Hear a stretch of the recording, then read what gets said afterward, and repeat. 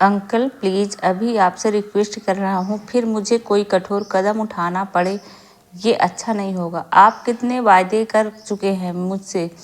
मेरे 80 लाख रुपए देने पर अभी तक एक पैसा नहीं मिला। 35 वर्षीय अविवाहित सुनील रामप्रकाश जी को पैसों के लिए उनके घर पर हड़का रहा था। बेटा, अभी आप मेरी मजबूरी नहीं समझ रहे हो। पत्नी की बीमारी, फिर उसकी मृत्यु और बिजनेस में की गिरावट की वजह से अब मैं आपसे पैसे वापस करने से कम अभी तो सक्षम नहीं हूँ। ये मेरा आपसे वायदा है।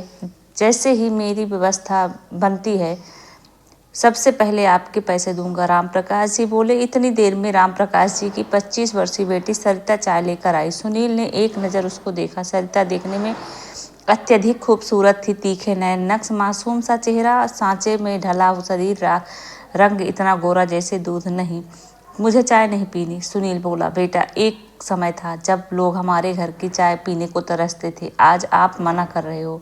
बेटा, गरीबी आ गई है, अब चाय की मना कर इतना बेइज्जत मत करो। राम प्रकाश जी कहते कहते रो ही पड़े। अरे अंकल, आप क्या कह रहे हो?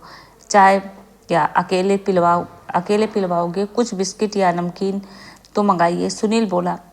बेटा, अब कुछ मत कहो, राम प्रकाश जी भर्राए गले से बोले। चाय पीने के बाद सुनील ने अगले दिन राम प्रकाश जी से मिलने को अपने ऑफिस में बुलाया। अगले दिन ऑफिस में सुनील। हाँ तो अंकल, आप बताओ कैसे क्या व्यवस्था है मेरे पैसों की? राम प्रकाश जी, बेटा, मुझे अपमानित करने के लिए बुलाया है। मैं आपको कल ही पूरी परिस्थिति बता चुका हूँ, फिर भी आप मुझे यहाँ बुलाकर वही प्रश्न दोहरा रहे हो। सुनील, सॉरी अंकल, आपको बुरा लगा। मैंने बुलाया तो किसी अन्य वजह से है, लेकिन कहने की हिम्मत नहीं पड़ रही है। राम प्रकाश जी, बेटा, ऐसी क्या बात हो सकती है जिसके लिए आप मेरे से कहने की हिम्मत नहीं कर पा रहे हो? इस समय मैं ऐसी परिस्थिति से गुजर रहा हूँ कि कोई भी मेरी बेइज्जती कर के चला जाता है और मैं केवल गुस्से में हाथ मसल कर रह जाता हूँ। सुनील, अंकल, आप पैसे से गरीब हो गए पर आत्मसम्मान तो नहीं गया। यदि कोई बहुत वेदना होती है, आज समय के हाथों मजबूर हो, इसलिए कुछ ही नहीं कह नहीं पाते, पर मन तो दुखी होता ही है ना। राम प्रकाश जी कुछ नहीं बोले, बस नजरें नीचे कर ली। उनकी आंखों से आंसू आ गए थे, जो स्पष्ट इशारा कर रहे थे कि राम प्रकाश जी कितनी अधिक वेदना से गुजर रहे हैं। सुनील, अंकल, आपको पता ही है कि इस दुनिया में बिल्कुल अकेला हूँ। वैसे बहुत रिश्तेदार हैं पर अपना कोई नहीं है। 3 वर्ष पहले मम्मी पापा के भी साथ छोड़कर इस दुनिया से चले गए थे, तब से मैं बिल्कुल ही अकेला हूँ।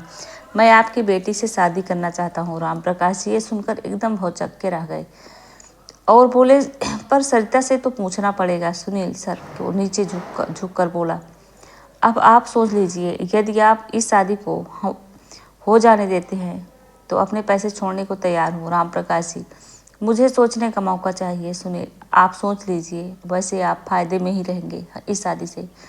केवल एक ही कमी है इस रिश्ते में कि मैं उम्र में सरिता से लगभग 8-10 वर्ष बड़ा हूँ।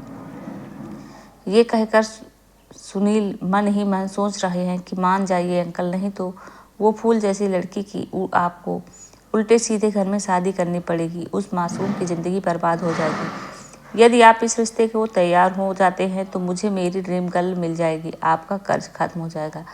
मैं उस फूल सी लड़की को बहुत प्यार से रखूँगा, ये मेरा वादा है। कल जब से उसे देखा है, मेरा तो दिल का चैन ही खो गया है। राम प्रकाश जी, ठीक है, मैं इस रिश्ते को तैयार हूँ, पर सरिता को कोई बात नहीं पता चलनी चाहिए इस समझौते के बारे में, क्योंकि मैं नहीं चाहता कि वो ज़िंदगी भर इस बोझ के तले साजिए कि पापा मतलब मैंने अपने कर्ज के लिए उसकी बलि चढ़ा दी। सुनील, ठीक है अंकल, वैसे भी मैं भी नहीं चाहता था कि उसको कुछ भी पता चले जिससे वह मेरी ज़िंदगी भर केवल मजबूरी में इस रिश्ते को निभाए।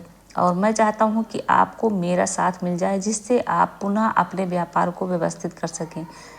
आपके आशीर्वाद से मेरा घर बस जाए और मुझे आप लोगों जैसा परिवार मिल जाए। राम प्रकाश जी, मुझे सरिता को कुछ तो कहना ही होगा। सुनील, क्या सरिता को मेरे पैसों के विषय में पता है? राम प्रकाश जी, उसे तो आपके छोड़ो, किसी के पैसे के बारे में भी नहीं पता है।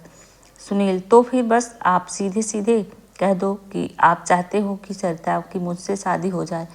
अंकल, इतना वायदा आपसे कर रहा हूँ कि उसको इतना प्यार दूंगा कि वो ज़िंदगी भर में कभी आपको कोई शिकायत नहीं कर पाएगी। राम प्रकाश जी घर आते हैं और सरिता से बात करते हैं।